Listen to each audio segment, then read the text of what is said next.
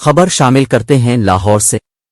لاہور احتساب عدالت نے نواز شریف کی پلاٹ الاٹمنٹ کیس میں بریت کا تفصیلی فیصلہ جاری کر دیا، جس میں کہا گیا ہے کہ نواز شریف کو اشتہاری قرار دینے کی کارروائی قانون کے مطابق نہیں، نواز شریف کو سیاسی انتقام کا نشانہ بنایا گیا، منجمد کی گئی جائیدادیں بحال کی جائیں۔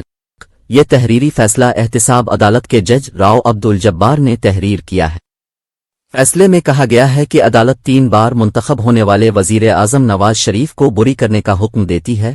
سابق حکومت نے نیب کو نواز شریف کا مستقبل تباہ کرنے کے لیے ریفرنس پر مجبور کیا۔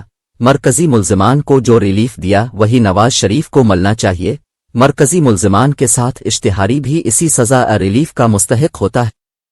جج نے فیصلے میں کہا ہے کہ سپریم کورٹ کے فیصلے کی روشنی میں نواز شریف کو بھی وہی ریلیف ملنا چاہیے تھا جو دیگر ملزمان کو دیا گیا، اس لیے یہ عدالت نیب اور ریونیو بورڈ کو نواز شریف اور ان کی جائیدادوں میں حصہ داروں کی جائیدادوں کو غیر منجمد کرنے کا حکم دیتی ہے۔ عدالتی فیصلے کی کاپی چیئرمین نیب سمیت دیگر متعلقہ اداروں کو ارسال کی جائے۔